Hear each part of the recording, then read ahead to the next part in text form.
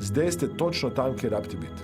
Najboljši čas, da posadite drevo, je bil pred 20 leti in drugi najboljši čas je zdaj, danes. Če hočete res pomagati sebi, za kar ste tudi tukaj, nehajte se negativno samohipnotizirati. Ko razmišljate, pišete ali govorite o tem, kaj nočete in igrate vlogo žrtve, je to negativna samohipnoza. In kaj so posledice, ko igrate vlogo žrtve v svojem življenju?